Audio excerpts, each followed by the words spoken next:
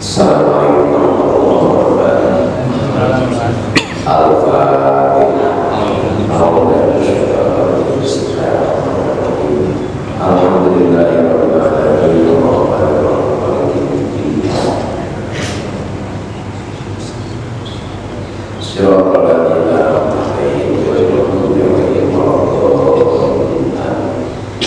Bismillahirrahmanirrahim. Alhamdulillahirabbil alamin.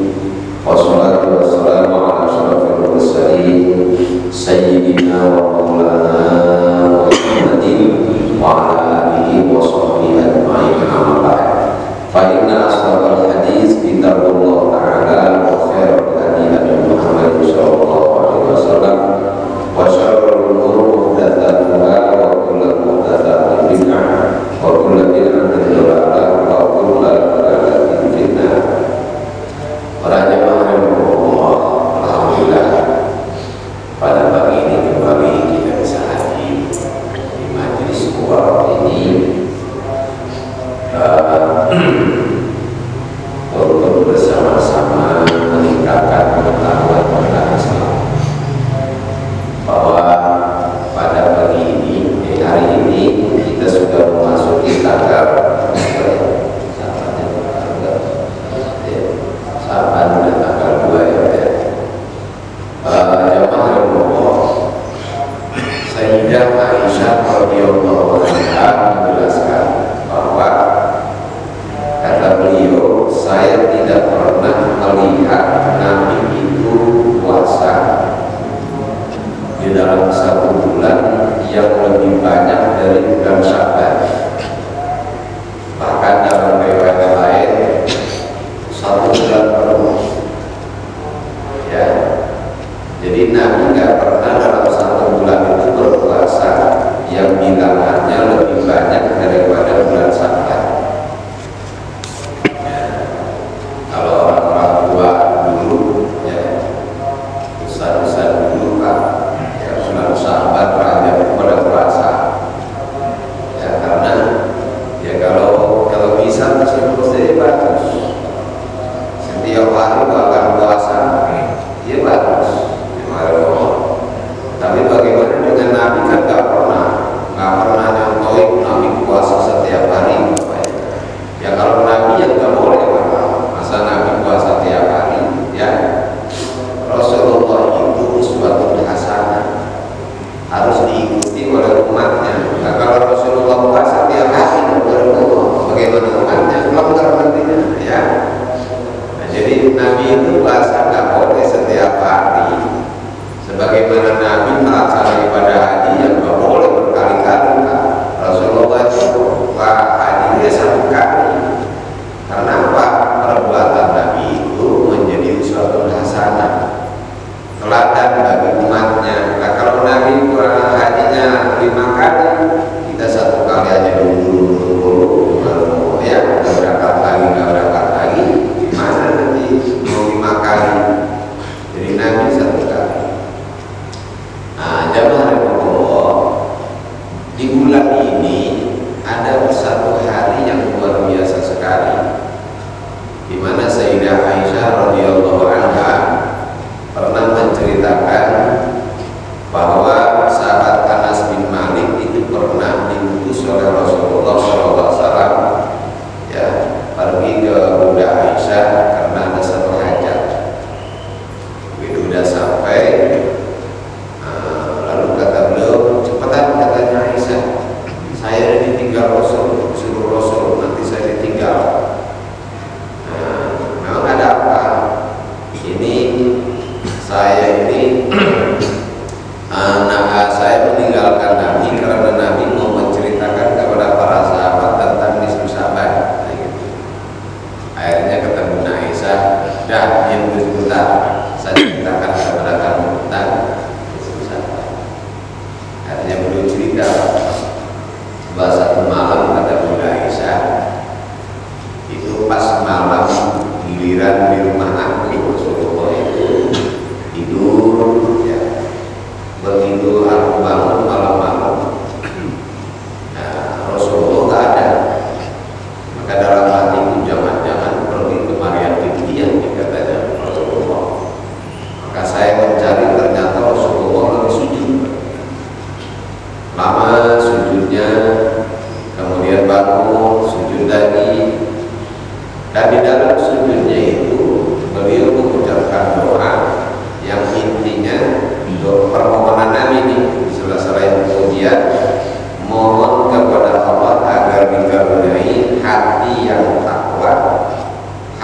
yang bersih dari syirik.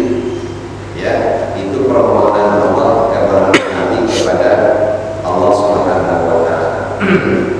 Di samping pujian-pujian, jadi mintanya adalah satu tadi hati yang takwa, yang bersih dari syirik, dan juga tidak termasuk orang yang celaka.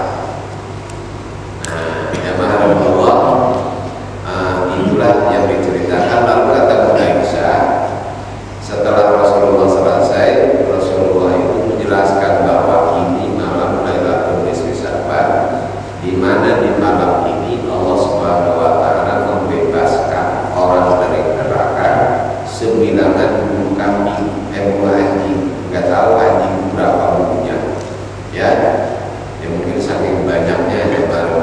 Artinya berarti malam Nisfu Sya'ban itu adalah malam yang luar biasa sekali. Allah Subhanahu wa taala ya menjelaskan lewat lidah kekasihnya Nabi Muhammad SAW bahwa proses penciptaan manusia itu 40 hari berupa cairan, 40 hari lagi berupa segumpal darah, 40 hari lagi berupa segumpal daging. Lalu kemudian Allah perintahkan kepada lalu Allah tiupkan mulut dulu kepada fisik manusia ini. Lalu Allah perintahkan kepada malaikat untuk mencatat 4 hal. Satu, amalnya. Kedua adalah rizkinya. Ketiga adalah ajalnya. Keempat adalah sakiyum atau sa'idun, celaka atau buntu. Jadi 4 ya. Nah, ini namanya qada, ketetapan Allah Subhanahu wa taala ya untuk umatnya, untuk kita manusia. Nah, qada di sini jamaah Allah bukan berarti Allah Subhanahu wa taala menciptakan si A untuk nanti jadi orang celaka lalu masuk neraka. Si B oleh Allah diciptakan untuk jadi orang yang baik lalu masuk surga. Nah, seperti itu. Tapi Allah Subhanahu wa taala itu mengetahui ya, karena ilmunya tidak terbatas. Allah Subhanahu wa taala itu mengetahui apa yang akan kita perbuat sejak kita masih dalam kandungan sampai akhir hayat kita. Itu apa yang akan kita lakukan itu Allah tahu. Jadi bukan oleh Allah kalau kita diperbuat begini ya itu Allah tahu apa yang akan kita lakukan. Nah, kalau pengetahuan itu ditulis kemudian di dalam Lauh Mahfuz. Ya, jadi dari awal sampai akhir hayat ini yang disebut dengan qada. Apabila qadanya misalkan ya bahwa kita ini akan mendapatkan ini, akan menimpa kepada kita sesuatu pada hari tertentu ya, lalu kemudian terjadi itu namanya qadar. Jadi siapa yang tahu bahwa ini adalah qadar kita ya, nah yang gak ada yang tahu Pak, kita ini dapat qadarnya itu maka qadar baik atau buruk buat kita itu kita gak tahu. Nah karena tidak tahu maka kita dituntut untuk berikhtiar. Yang pertama. Yang kedua adalah bahwa setiap ada kemudian qada tahunan. Dalam 1 tahun itu apa yang akan kita lakukan ya, yang baik yang buruk itu juga ada ketentuannya, dan itu ketetapan tersebut ditulis pada malam Nisfu Sya'ban. Makanya kalau Bapak perhatikan ya, biasanya yang memimpin doa di malam Nisfu Sya'ban, doanya adalah minta jika pada tahun ini ada qada yang buruk buat saya, kami mohon agar qada itu dirubah menjadi qada yang baik. Apakah ada yang bisa menolak qada, yang bisa menolak qadar, yang merubah qadar? Enggak ada, kecuali satu, yaitu doa. Ya, kenapa ya? Karena doa itu permohonan hamba kepada Allah. Nah, kalau mengabulkan, Allah lah yang berubah. Jadi kalau Allah yang berubah ya gampang saja, nggak ada yang susah. Jadi sekali lagi nggak ada yang bisa merubah kodok, ya, yang bisa merubah kodok kecuali doa. Itulah makanya orang-orang tua kita, para kiai kita, kalau di Saban suka mengadakan doa. Ada pun orang seberang sono yang mengatakan nggak ada ajarannya dari Nabi, ya, di Saban itu adalah bid'ah, dolalak sesat, masuk neraka, hanya gitu. Nggak usah diikuti, udah biarin aja, ya. Nggak usah diikuti, ya Allah, itu urusan dia yang mengatakan demikian. Nah. Jadi malam itu adalah malam luar biasa. Maka mudah-mudahan kita nanti bisa memanfaatkan waktu ini. Kapan mulai dari Sabat itu Jabal Allah? Dimulai dari terbenamnya matahari sampai terbitnya fajar. Jadi kalau Bapak tidak ikut di Sabanan dengan yang lain, tidak harus rame-rame Pak, sendiri-sendiri di rumah nggak ada masalah, ya. Cuma ngumpul itu biasanya orang kalau rame-rame suka ada semangatnya besar. Kalau sendirian malas gitu ya.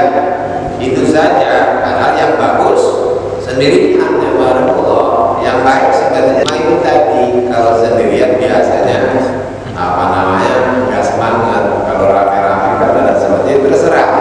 Dia teknis saja. Mau sendiri-sendiri boleh, mau berjamaah juga boleh. Nah, jamaah yang Allah di malam itu jadi di Saban, Syekh Yusuf bin Ismail At-Tabrani di dalam kitab Syawahidul Haq yang mengatakan di malam di Saban itu seluruh auliya billah, ya, para wali di dunia ini kumpul di Gua Hira, ya, kumpul di Gua Hira. Kadang-kadang Rasulullah datang, kadang enggak. Nah, dalam berkumpul itu mereka ngapain? Ya berzikir, Pak, berdoa kepada Allah. Mungkin kalau Bapak yang sudah pergi ke apa namanya ke Gua Hira, itu kan nggak masuk akal penjelasan itu. Sawit apa namanya cerita Yusuf Ismail An-Nabhani. Sebab Gua Hira itu hanya cukup untuk 2 orang.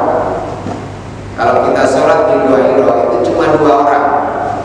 Satu orang sambil berdiri, satu lagi sambil duduk. Karena apa? Pendek, ya, pendek orang jadi mundur. Apalagi orang tinggi, saya yang pendek begini sundul kemarin Allah. Ya, nah itu bagaimana di tempat seperti itu bisa kumpul seluruh wali Allah di dunia ini? Nah ini jangan mengukurnya pakai akal. Kalau kita mengukurnya pakai akal, ya banyak yang nggak masuk akal. Di antaranya jamaah Allah, Rasulullah SAW menjelaskan antara rumahku dan mimbar, kata Nabi, itu adalah roh. Antara mimbar dengan rumahku itu adalah taman surga. Makanya orang kalau pergi haji atau umroh ke Masjid Nabawi mesti berebut ingin sholat di Raudhah, ya. Kenapa? Namanya udah masuk ke dalam taman surga, berarti tinggal sedikit lagi masuk ke dalam surganya. Lah memangnya surga itu segede apa? Lo tamannya kok cuma segitu, ya? Raudhah itu ukurannya 14 kali 14 meter, ya, kurang lebih segede masjid ini lah. Nah kalau tamannya segede ini, jawab Allah, surganya segede apa?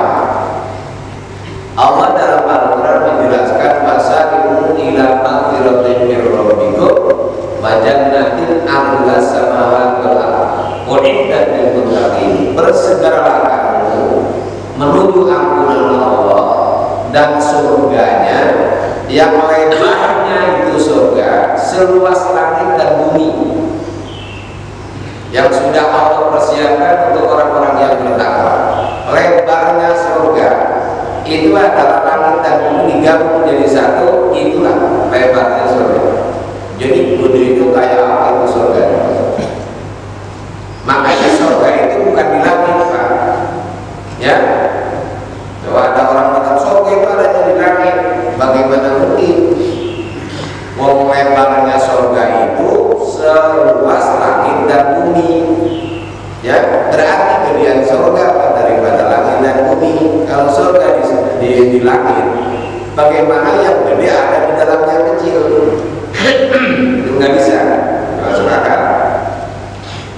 Jadi kalau luasnya kayak begitu, belakang tamannya cuma 14 kali 14 meter. Nah ini sulit kalau menggunakan akal. Tapi itu Rasulullah bersabda, Pak, dan itu nggak mungkin salah. Jadi jangan mengukurnya pada akal. Sama dengan apa yang diucapkan tadi saya berhak itu. Ya. Itu menunjukkan berarti malam itu luar biasa. Dan kalau Lailatul Qadar, nah ini semua Allah itu kumpul di Mu'iro, dihadiri oleh Nabi dan juga oleh istri-istri Nabi. Jamaah yang berdoa, ketika Nabi Muhammad SAW hijrah ke Madinah, itu perjalanan Nabi itu 15 hari kan, dari Mekah ke Madinah itu berangkat hari Senin, tiba di di Madinah hari Senin tanggal 12. Dan selama Nabi Muhammad di Madinah, Nabi Muhammad ketika di Madinah itu sholatnya kiblatnya pindah, Pak, yang tadinya ke Baitullah kemudian berpindah ke Baitul Maqdis. Dan lamanya beliau sholat menghadap Baitul Maqdis itu 17 bulan 3 hari, 17 bulan 3 hari. Nah, mengenai kepindahan ini ada 3 riwayat. Salah satunya adalah bahwa ketika Nabi ke Madinah itu, Nabi meminta dalam satu riwayat lain, Allah memberikan pilihan kepada Nabi Muhammad bahwa mau sholatnya menghadap ke Ka'bah atau ke Baitul Maqdis. Karena kenapa Baitul Maqdis? Karena di Madinah itu banyak ahli kitab, orang Yahudi. Orang Yahudi itu kan agamanya samawi, Pak. Sehingga sama lah dengan Islam. Sama-sama agama samawi gitu, agama samawi. Karena itu Nabi Muhammad memilih menghadap ke Baitul Maqdis. Mungkin dalam rangka menarik orang-orang, bagaimana simpati orang-orang Yahudi akan memeluk agama Islam, sehingga ibadahnya sama menghadapnya ke Baitul Maqdis. Tapi jamaah Allah, ternyata ketika Nabi SAW menghadap ke Baitul Maqdis ini, selama Nabi di situ, orang Yahudi tidak melihat satu pun alasan untuk menolak kenabian Rasulullah SAW. Karena semua tanda-tanda Nabi akhir zaman yang tercantum dalam kitab Taurat maupun penjelasan daripada ulamanya itu ada semua dalam pribadi Rasulullah SAW. Sehingga tidak ada alasan bagi orang Yahudi untuk tidak mengakui. Namun yang menggembirakan mereka ada satu yang menunjukkan bahwa ini bukan Nabi akhir zaman, yaitu sholatnya menghadap Baitul Maqdis. Sebab yang mereka ketahui, mereka yakini Nabi Muhammad Nabi akhir zaman itu sholatnya menghadap Baitullah, sedangkan ini menghadapnya ke Baitul Maqdis. Berarti ini bukan Nabi akhir zaman yang dijelaskan di dalam kitab Taurat. Sehingga mereka ini punya hak untuk menolak, nggak mengakui kerasulan Nabi Muhammad SAW. Dan itu disadari oleh Nabi Muhammad, diketahui oleh Nabi. Karena itulah maka Nabi SAW ketika datang malaikat Jibril, kata Nabi Muhammad, Jibril, tolong mintakan kepada Allah agar aku diperintahkan sholatnya menghadap ke Baitullah. Karena itu pilihan Nabi Muhammad sendiri, makanya malaikat Jibril berkata begini, Pak. Bercanda kepada malaikat Jibril, minta sendiri sama Allah, gitu sama Allah. Karena memang Rasulullah itu kan suka bercanda dengan Allah, malaikat juga ada juga bercanda. Itu bakal juga dengan sendiri sama Allah. Sesudah itu Malaikat Jibril nggak datang-datang, ya nggak datang-datang, turun. Makanya Nabi Muhammad sering keluar rumah, lalu menghadap ke atas, kemudian lihat datang Jibril bawa turun, besoknya begitu, jadi sering sekali lakukan. Nah, pas Nabi Muhammad SAW lagi sholat zuhur, dapat 2 rakaat, ya, di menghadap ke Baitul Maqdis, berarti ke utara ke sana. Itu malaikat Jibril turun membawa ayat qad nara taqalluba wajhika fis sama 143 surat Al-Baqarah. Bunyinya qad nara taqalluba wajhika fis sama falan waliyannaka qiblatan tardaha wa walli wajhaka syatral masjidil haram. Sungguh kami, kata Allah, sering melihat kamu menengadah ke atas, ya, melihat katanya ke atas, maka kami akan palingkan kamu ke kiblat, ya, yang kau sukai. Maka sekarang arahkan wajahmu ke Masjidil Haram. Maka Nabi yang dapat 2 rakaat, karena kata malaikat ini sekarang menghadaplah ke Baitullah, ya, yaitu kiblat yang kamu sukai. Jadi Nabi Muhammad sholat itu kan ada ke sana. Tadinya ke utara, begini muter akhirnya Nabi. Lama pun yang lagi sholat di situ lihat Nabi kembali, akhirnya nggak mungkin jadi depan, muter akhirnya ke belakang Nabi, ya. Nah, sehingga tempat itu dikenal dengan sekarang ini dengan Masjid Qiblatain, ya, masjid yang apa namanya 2 kiblat. Jadi pengimamannya sebelah sini satu, sebelah satu, ya. Cuma sekarang ini udah nggak ada ininya, apa namanya, arah yang sebelah utaranya udah nggak ada karena bikin pintu hanya di atas saja, dikasih gambar saja, ya. Ya saya dulunya ada pengimamannya, dulu sih ada pengimamannya, kalau 92 masih ada. Begitu 2000 sini udah nggak ada lagi, ya, sangat disayangkan. Baik, dan itu terjadi zaman Allah adalah pada tanggal 15 Sya'ban. Jadi 17 bulan 3 hari. Coba Nabi Muhammad sampai Madinah itu tanggal 12 Rabiul Awal, ya. Maka kalau tahun berikutnya tanggal 12 Rabiul Awal, berarti kan 12 bulan pas. Rabiul Awal 12 bulan, Rabiul Tsani, Jumadil Ula, Jumadil Akhirah, Rajab, Sa'ban 17. Sa'ban tanggal 12 pas berarti 17, ya. Nah, tadi saya katakan lebih 3 hari, yaitu tanggal 13, 14, 15. Jadi 15 Sa'ban itulah berpindahnya Nabi Muhammad sholat yang tadinya menghadap Baitul Maqdis ke Baitullah Ka'bah, ya. Dan kenapa dipilih seperti itu? Itu menunjukkan bahwa malam nisfu Sa'ban itu memang luar biasa. Baik sekali kalau kita apa namanya berdoa.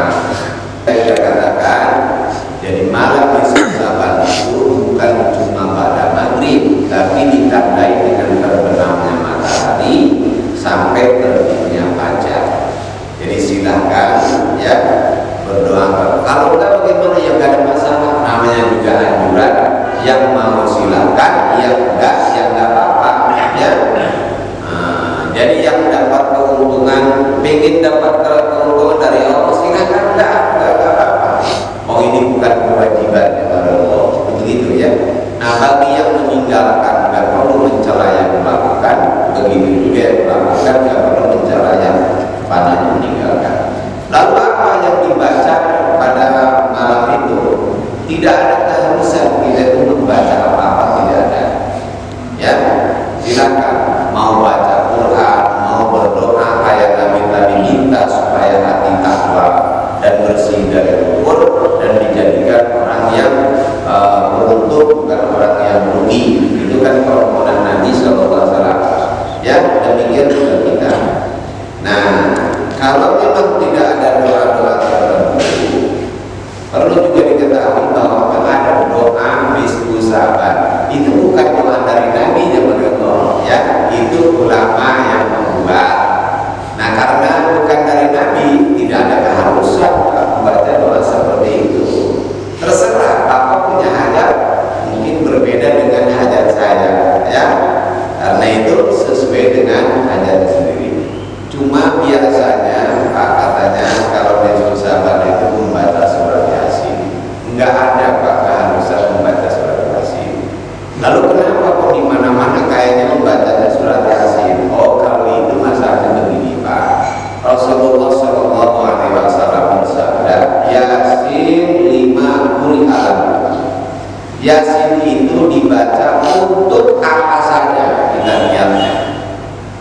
Kita punya hajat apa saja, silahkan lakukan Yasin. Baca Yasin, lalu sesudahnya mohon kepada Allah dengan barokah syafaat Yasin, ya, agar Allah begini-begini kepada kita, gitu ya.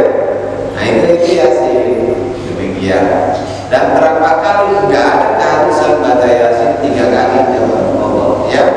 Jadi kalau 1 kali bagaimana? Ya boleh, 1 kali boleh, 10 kali juga boleh.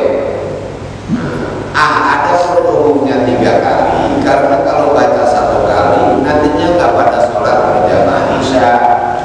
Jadi akalin sama ustaznya supaya nggak pada pulang, ya, biar pada sholat jamaah nanti isyanya. Makanya bacanya 3 kali, kalau 3 kali pas, ini juga, ya, begitu. Jadi itulah kenapa dibacanya surat Yasin, bukan keharusan, tapi karena Yasin itu sebagaimana sabda Nabi adalah dibaca untuk tujuan apa saja. Jamaah rahimahullah, saya punya kawan dari kecil pergi ke Jakarta ini, dia bingung mau usaha apa. Akhirnya dia sholat malam, ya, salat maghrib malam, dan setiap malamnya itu habis sholat itu baca surat Yasin 7 kali. Dia minta kepada Allah, ya Allah, tunjukkanlah kepada saya usaha apa yang sekiranya membawa berkah kepada saya dan keluarga di dunia dan akhirat. Ya, mohon dengan barokah syafaat barokahnya surat Yasin, begitu. Kemudian dia mimpi, dalam mimpinya itu dagang ikan asin, ya, di sebuah kios, ya. Kiosnya jelas sekali. Lalu itu bangun, kata dia, lah jauh-jauh ke Jakarta, apa iya dagang ikan asin, gitu ya. Tapi karena itu menurutnya petunjuk dari Allah, Pak, ada dia cari dulu ya, apa, kios itu, ya. Di daerah apa namanya Kalimalang, Pak, ya. Bukan Kalimalang, apa namanya, Kranji, ya. Nah, berangkat ke sana mencari, ketemu akhirnya ketemu, ya, ada kios-kios baru di situ, persis banget kiosnya itu seperti yang dalam mimpi dia. Lalu dia nanya, ini sudah ada yang begitu? Sudah, katanya, Pak. Cuma katanya, Pak, ini mau dijual lagi, saya dengar-dengar. Coba aja hubungi, ini alamatnya di sini, nomor teleponnya. Kalau dihubungi, ketemu, bener Pak, mau dijual, langsung dibeli sama dia. Lalu dagang tanaman ikan asin, ya. Jamaah Allah, kalau dulu kan orang makan ikan asin, orang miskin banyak. Orang kaya itu makannya daging. Sekarang daging dengan ikan asin malah ikan asin, karena ya gabus saja sekarang sekilo bisa 175, ayam sekilo 40.000, Pak, ya. Jadi dengan sebab menjual ikan asin itu, dia bisa pergi haji, bisa menguliakan semua anak. Itu dengan sebab itu Yasin, jamaah Allah. Jadi bikin usaha ditunjukkan oleh Allah dengan barokahnya. Pengalaman saya sendiri, saya melakukan itu tidak sama, ya. Waktu ini ingin punya tanah pondok, saya baru 4 kali 4 malam baca. Saya keingetan kepada jamaah saya, namanya Pak Haji Suro. Jadi saya datang ke sana. Kata saya ditumben kayak orang jatuh cinta, ajak jatuh cinta pada gadis. Kok ingat sampai terus ada apa? Saya juga nggak ngerti, ya. Lalu saya cerita tentang pondok, keinginan, ya, karena dulu ingin supaya muridnya pada punya pondok. Akhirnya dia ini nangis, subhanallah. Rupanya Ustaz barangkali orangnya. Kenapa? Saya punya tanah di sana, bla bla bla bla. Saya beli banyak dari segini. Jadi sekarang saya serahkan kepada Pak Ustaz, ya, untuk pembangunan pondok. Baru 4 malam ya, dia mewakafkan 2.200 meter. Mungkin kalau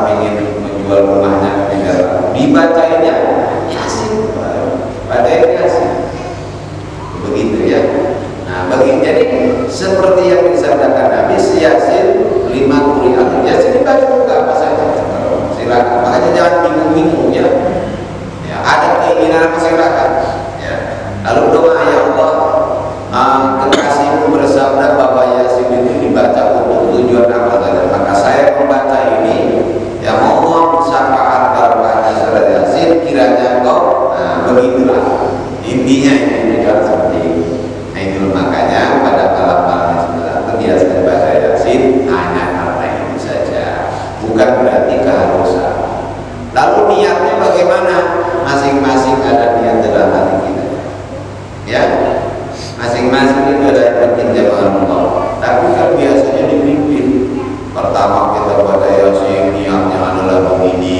Itu sih contoh saja, bukan berarti harus seperti itu niatnya, ya. Sebab apa yang menjadi hajat saya belum tentu sama dengan hajatnya Bapak. Saya ingin rezekinya lancar, mudah. Bapak mungkin punya anak berapa mau nikah, gitu kan? Nah, kan beda hajatnya. Kemudian yang lain bukan lagi itu anaknya ditakut nggak lulus atau supaya anaknya diterima di perguruan tinggi negeri atau dan sebagainya. Kan itu niat kita itu beda-beda ya Allah. Karena itu tidak harus mengikuti niat yang diatur oleh yang pimpin.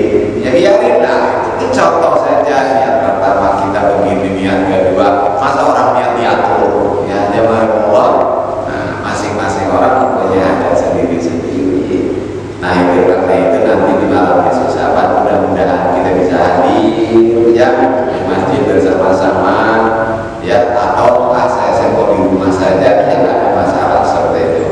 Jadi bukan masalah di mana ya, tetapi bagaimana kita bisa memanfaatkan malam yang baik itu untuk takarrub kepada Allah dengan sebaik-baiknya. Dan saya dan Allah sudah setiap tahun kalau pas nisfu Sa'ban, misalnya di sini ngaji itu pas nisfu Sa'ban, jatuhnya pas nisfu Sa'ban, giliran saya ngaji di sini. Nah itu biasanya saya korek ngajinya, gitu ya, sehingga saya nggak bisa memimpin nisfu Sa'ban di tempat di mana saya ngaji karena mengadakan sendiri di tempat saya. Kalau enggak, nanti anak istri saya nggak ikut ngikut. Jadi saya mimpi di bisa ya. Demikian ya Allah, sekali lagi kita bisa manfaatkan malam itu dengan sebaik-baiknya ya, untuk takarrub kepada Allah Subhanahu wa taala. Ala bidzikrillah tatma'innul qulub. La ilaha illallah Muhammadur Rasulullah.